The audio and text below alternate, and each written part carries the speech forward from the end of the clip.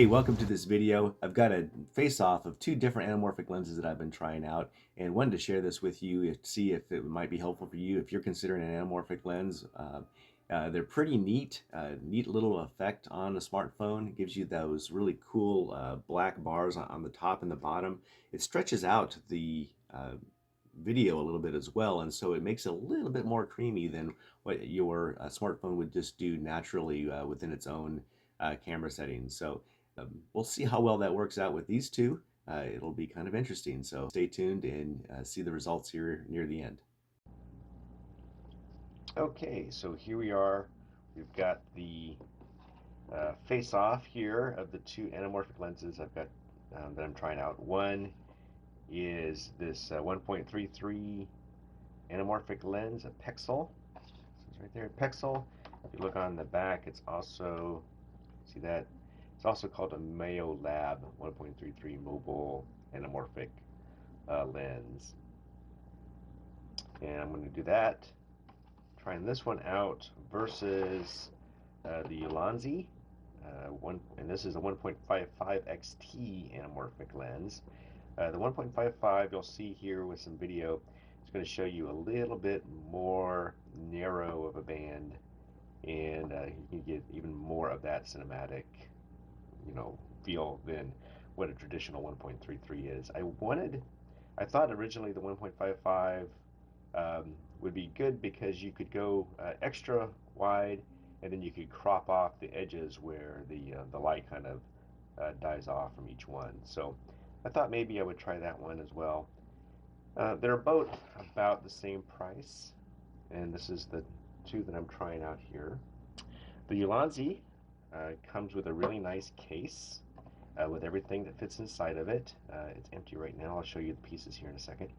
But everything fits inside this really nice ballistic nylon case. It's a very hard case, quite nice actually.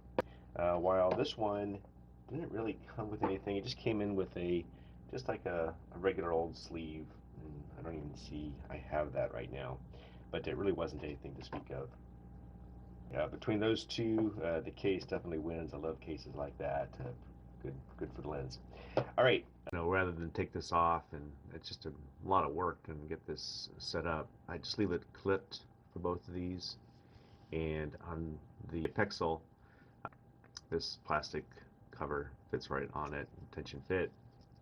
Won't to easily come off, and then you just pull off like that. For the Ulanzi, again, I leave it on the clip.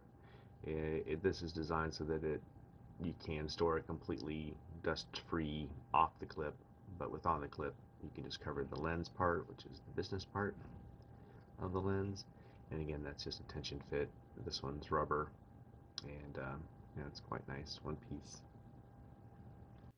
Oh, and I have an idea. If you like this kind of video, go ahead and hit that like button below, subscribe up. If you didn't really care for this video so much, go ahead and hit that like button 3 times. That's also really helpful. It gives me a lot of good feedback. So again, thanks. What I did on this one, I went ahead and attached, it came with 2 clips. This is a clip that slips on, and then you can tighten it with this knob.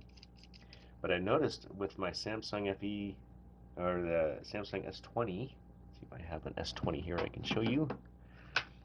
Here's an S20, that it just, even with it completely out, it just barely fits on, and then you can tighten it down. And so it does fit, and then you can adjust it. These work pretty nice. I like how you can tighten it down, and it seems to really sit snug against the lens. You have that nice right angle here with that, so that you can make sure that the lens, which is actually perpendicular to the long edge, like that, so that you can get that nice horizontal flare. And you'll see some video here coming up of what that flare looks like, maybe when it's not quite straight. But this just slides. There really isn't any indentions or locks at all on this, so you just have to make sure that before you start filming, you do some sample takes and make sure that that is as straight as possible. And it just So it just kind of slides off like that. All right, I want to revisit this because this was a surprise to me. This actually fits on pretty well and tightens down. However, the other S20 I have has a screen protector on both sides, both on the front and on the back. And with those two very thin films for protection, this really cannot loosely fit on to tighten it down. You have to undo it all the way, and even then it's a very tight fit. So I was like, why is that one so easy when the other one was so hard? That was the difference. So keep that in mind if you have those glass protectors on the S20 or similar Samsung style where the lenses sticks out from the body of the phone.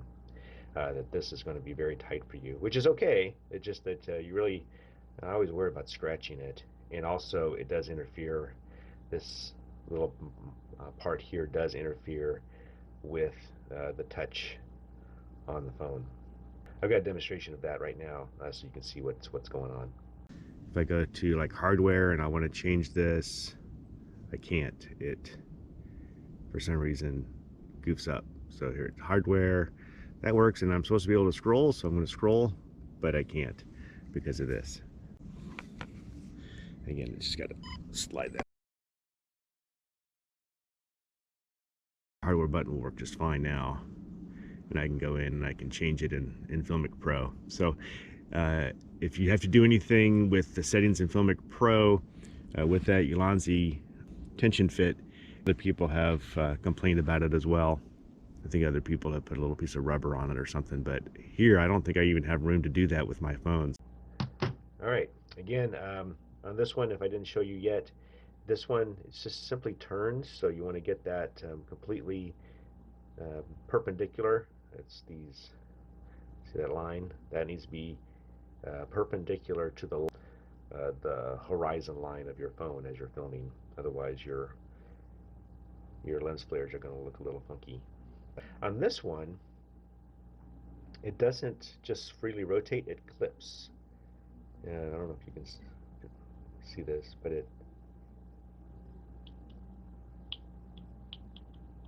so you have to have it set up just right. The Apexel, and this only comes with the one clip. You can tighten it down, which I like. That little knob, you loosen it up, and then you can fit it over. Once you adjust it for the lens that you want, you can get there, and then you can get snug by tightening it down, and then you can kind of shake it around, and it's not going to really slip. Okay. Both of these take a little bit of finesse to get them just right on the lens so that you don't have any drop-offs or interference along the edges. So they're about the same from that. And then they both come with an adapter that you can put lenses on. The Ulanzi, this 1.55, comes with a adapter that just fits. It just slips on. There's a Allen wrench that comes with the kit that you can tighten this on so it doesn't slip off. And then the cool thing about this is that you can use really just any standard camera filter. If you have an ND filter or polarizer or whatnot, you can even do step-up rings, and you can get you a regular photography filters that fit right on to this. So that's pretty nice. We'll weigh this in a little bit. They both. This is metal. Hear that? This is all metal, so it's very, very strongly built.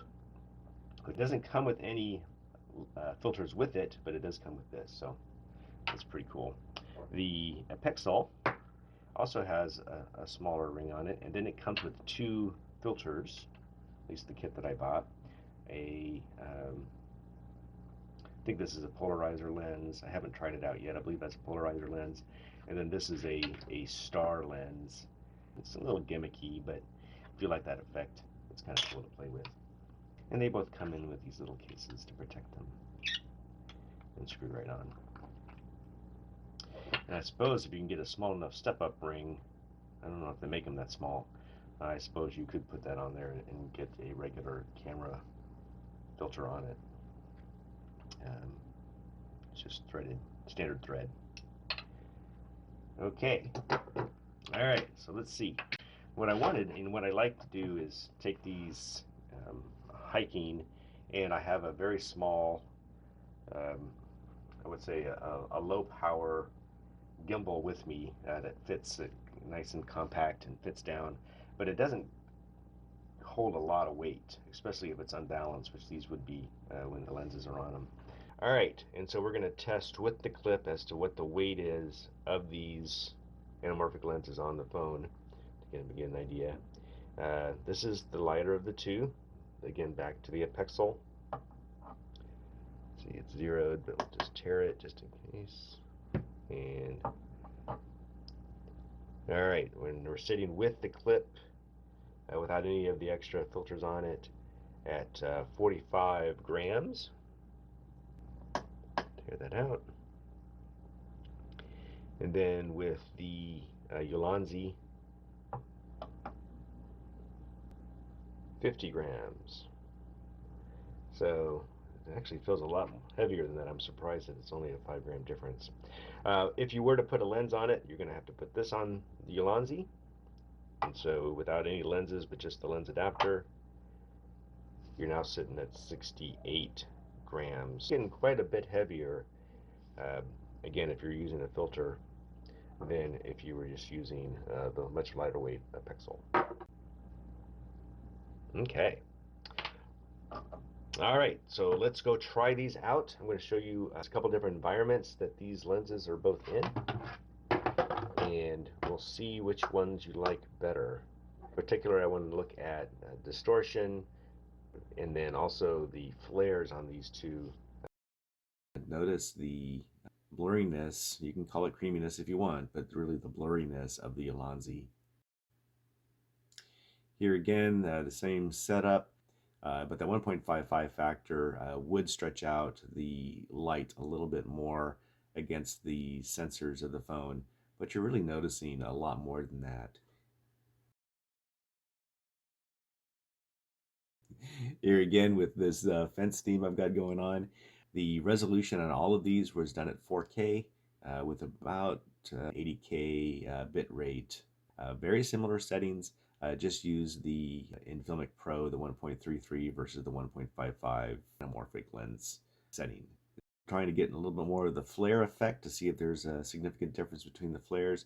Again, you're going to be noticing on the Ulanzi consistently more blurry. Even more of a challenge with a lot of I'll call it scatter against the windshield with rain. You'll be picking up the kind of the cool blues from both the Apexel and the Ulanzi.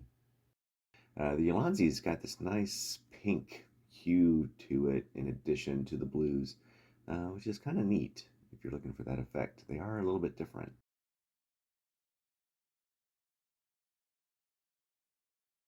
So as you watch through that, hopefully you can see the difference between those two lenses. Again, they're both equivalently priced within $10 difference. I think one is around 80. They're both around $80 if you can find it on Amazon, at least when I was doing this video.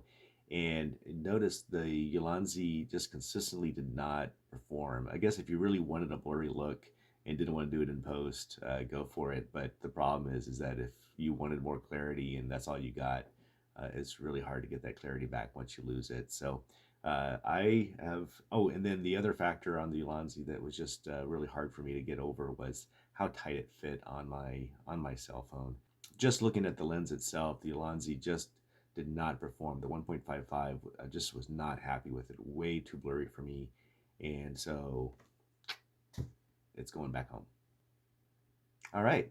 Well, hey, thanks for sticking around. This is a long video. Give me some comments below. Any insights into other types of lenses, or if you've had a similar experience, I'd be really interested to know that. And again, thanks for hanging around. Give me that like button, subscribe up. We've got more coming. So until then, peace.